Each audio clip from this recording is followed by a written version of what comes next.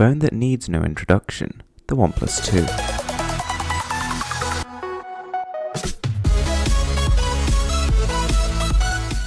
Back in 2014, the Oneplus One literally turned the smartphone market upside down. It was a total change, a revolution, a departure from everything we knew. OnePlus finally showed that a budget device could compete with ones costing 3 times as much. This is the follow-up, the OnePlus 2. Now some people might actually think it looks a little bit strange. The way the camera's kind of moved down to closer to the middle of the body, I have to say is a little bit unusual, but it makes total sense and it doesn't exactly get in the way. It's thin, it's light, it's really sleek. This metal trim around the edges does make it feel more premium than its predecessor, but it still doesn't quite compete with the high-end, maybe $600 rivals. Something like the Galaxy Note 5 just feels that tiny bit better built. The finish on the back can be customized. You can get a wooden cover, you can get a granite style cover, but either way it feels good, grippy, and doesn't attract too many fingerprints. The screen is a little bit controversial. 5.5 inches and 1080p, people have been arguing that this just isn't sharp enough. My daily driver right now is the Galaxy Note 5, which has a 2K 5.7-inch panel, and you can struggle to tell the difference in terms of sharpness.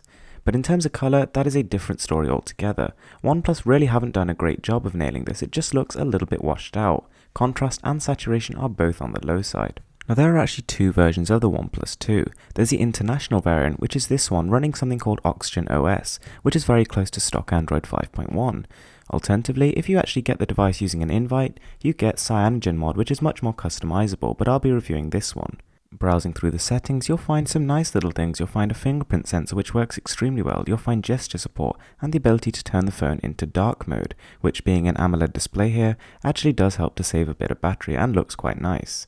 But the features aren't exactly overwhelming, there's nothing outstanding. There's a little shelf on the side of your home screen, but none of this stuff is really revolutionary or offers anything that can't be had with a downloadable app. But what they've really gone for is a close to stock experience with very little bloatware, and in that sense they've achieved their goal.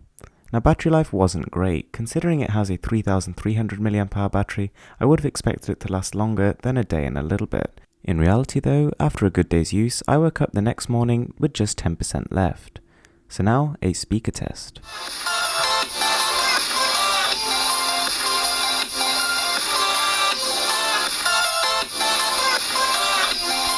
This is one of the loudest phone speakers I've ever heard. Although there's no separation from the stereo effect as the speakers are so close together, it is clear, crispy, and not too tinny. I quite like it. And now we move on to the camera, and I have no idea why manufacturers still do this, but while it is a 13 megapixel camera technically, if you actually dive into the settings and you want to shoot in a 16:9 ratio, you have to lower that to 7.9. It does capture a decent amount of detail considering that, and lighting isn't too bad either. But unfortunately photos just aren't that vibrant. They don't sort of jump out the screen and slap you in the face like they might do on the LG G4 for example, and aperture isn't too wide either, so you don't get much depth of field.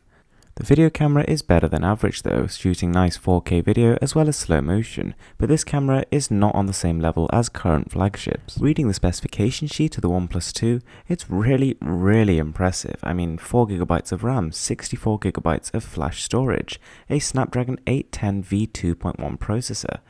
But actually, in real world performance, while it is fast and you'll struggle to make it chug, it isn't actually the fastest Android experience I've had. It scores 50,000 on Antutu. It plays games pretty well, but not at a smooth 60 frames per second, which you would expect a market leader in performance to be able to do. Now whether or not this is to do with its overheating issues or its throttling, I'm not sure, but it just doesn't feel quite as snappy as the 7420, which just cannot lag at all.